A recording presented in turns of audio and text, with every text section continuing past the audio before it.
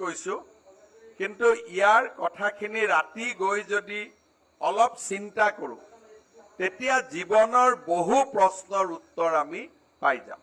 অসমত সেমি কণ্ডাক্টৰৰ দৰে ইণ্ডাষ্ট্ৰী স্থাপনৰ প্ৰচেষ্টা চলি আছে। প্ৰাৰম্ভিকভাৱে মই কথা পাতোতে মোক তেখেতসকলে কৈছিলে যে প্ৰায় 10,000 হায়াৰ ছেকেণ্ডাৰী সায়েন্সত পাছ কৰা ল'ৰা ছোৱালীক যদি অসমত এই ধৰণৰ উদ্যোগ আহে এই ধৰণৰ উদ্যোগৰ বাবে প্ৰয়োজন হ'ব। এতিয়া আজিলৈকে হয়তো আমি স্কুলত সেমি কণ্ডাক্টৰৰ বিষয়ে শুনাও নাই, কিন্তু পৃথিৱীখন ইমান আগুৱাই গৈছে যে কাণ আৰু চকু আমি যদি ঠিক কৰি ৰাখো তেতিয়াহ'লে এই পৃথিৱী এতিয়া হতাশাৰ পৃথিৱী নহয়, এই পৃথিৱী হৈছে আশাৰ পৃথিৱী। কেতিয়াবা কেতিয়াবা মোক ল'ৰা ছোৱালীয়ে কয় যে দাদা মই হতাশ হৈ গৈছো। হতাশ কিয় হ'ব লগা হ'ল? হতাশ এই কাৰণে আমি হ'ব লগা হয় যে আমি ধৰি থম যে মই এইটোৱে কাম আমি কৰিম, কিন্তু তাতকৈও যে ভাল কাম আছে, তাতকৈও যে ডাঙৰ কামেৰে আমি একোজন সফল ব্যক্তি হ'ব পাৰো তাৰ বিষয়ে আমি চিন্তা কৰাৰ আমাৰ অৱকাশ নাই। কোনোবাই মেডিকেলত সিট নাপালে হতাশ হয়, কিন্তু মেডিকেলত সিট নোপোৱা ল'ৰাজনেও মলিকুলাৰ বায়'লজি আদি পঢ়ি তেওঁ যে ডক্টৰে কি ঔষধ লিখিব তাক নিৰ্ধাৰণ কৰিব পাৰে, ডক্টৰৰ ওপৰতো যে ছুপাৰ ডক্টৰ হ'ব পাৰে, সেই ধৰণৰ জিজ্ঞাসা আমাৰ মনত থাকিব লাগিব। এই পৃথিৱীখন হতাশাৰ পৃথিৱী নহয়। যুগ যুগ ধৰি একোজন মানুহৰ সাধনাৰে পৃথিৱীখন আজি এই অৱস্থা আহি পৰিছে। যদি আইনষ্টাইন হতাশ হৈ গ'লহেঁতেন মানুহে বিজ্ঞান দেখা নাপালেহেঁতেন।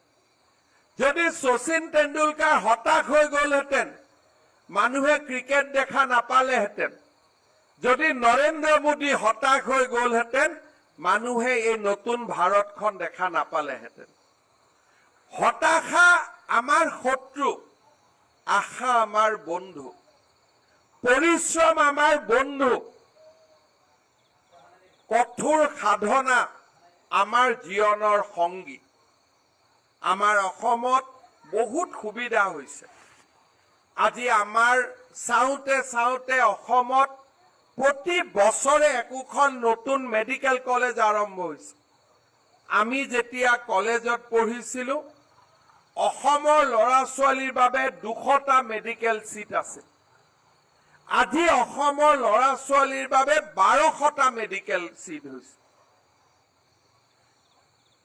আগত যদি হতাশা আছিল প্ৰতিটো বছৰে আমাৰ জীৱনলৈ আশা কঢ়িয়াই আনে। এই বছৰ অসমত তিনিচুকীয়াত মেডিকেল কলেজ হ'ব, অহা বছৰ বঙাইগাঁৱত মেডিকেল কলেজ হ'ব, গুৱাহাটীৰ দ্বিতীয়খন মেডিকেল কলেজ হ'ব। সময় আগবাঢ়ি যোৱাৰ লগে লগে সুবিধা বৃদ্ধি পাইছে। যেতিয়া হতাশাৰ পৰিৱৰ্তে আমাৰ মনত আশাই ক্ৰিয়া কৰি থাকিব আমি আমাৰ পথ বিচাৰি পাম।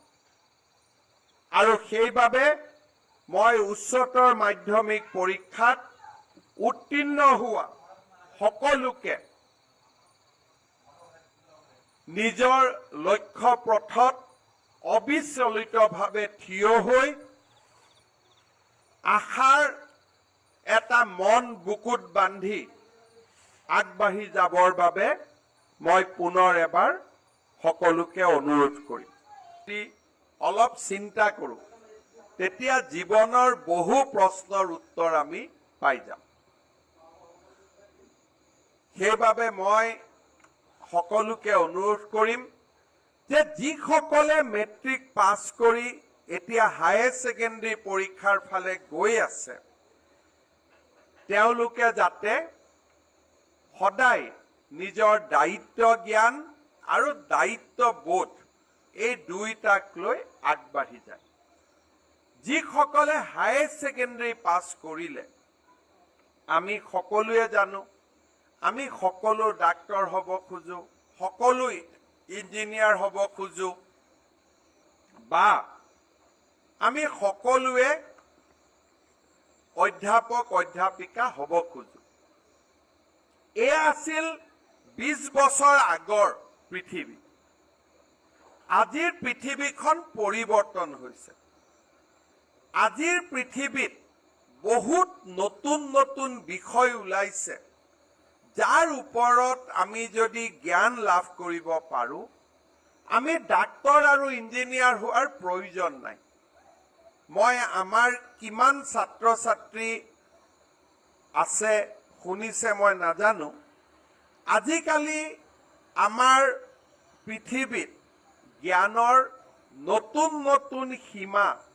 আমাৰ পৃথিৱীখনে স্পৰ্শ কৰিছে সফটৱেৰ ওপৰত আমি কাম কৰিব পাৰো আৰ্টিফিচিয়েল ইন্টেলিজেন্সৰ দৰে নতুন নতুন সাবজেক্ট বিলাকৰ ওপৰত আমি শিকিব পাৰো বিএসসি নাৰ্ছিঙৰ দৰে পঢ়া শুনা কৰি আমি বহু আগুৱাই যাব পাৰো মেডিকেলৰ লগত ৰিলেটেড বহু বিলাক সাবজেক্ট আছে যাক আমি অধ্যয়ন কৰি আমি বহু দূৰ আগুৱাই যাব পাৰো কমাৰ্চৰ লগত যাক আমি ফাইনেন্সিয়েল ইনক্লুশনৰ লগত জড়িত বেংকিংৰ লগত জড়িত কোম্পানীৰ লগত জড়িত আজিকালি ইমান বিশাল বিশাল জ্ঞান আৰু প্ৰফেশন আছে যে কোনোবাই আমি মেডিকেল ইঞ্জিনিয়াৰিঙত সিট নাপালে হতাশ হোৱাৰ কোনো প্ৰয়োজনে নাই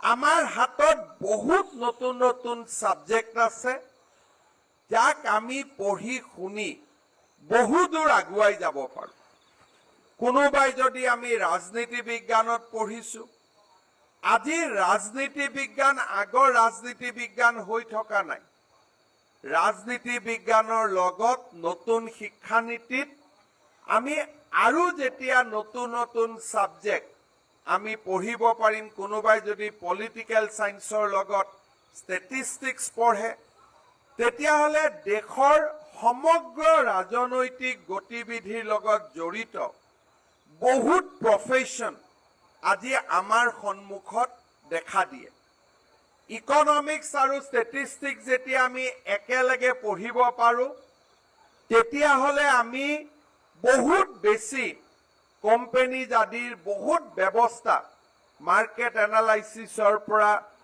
নতুন নতুন বজাৰৰ পৰা ট্ৰেন্ড কি হ'ব আগলৈ গৈ কি হ'ব বহুত কথা আমি বুজিব পাৰো হায়াৰ ছেকেণ্ডাৰী সায়েন্সত পাছ কৰা প্ৰতিজন লৰাই বেসিক সফটৱেৰৰ ওপৰত জ্ঞান আহৰণ কৰি তথ্য প্ৰযুক্তিৰ জগতখনৰ প্ৰতি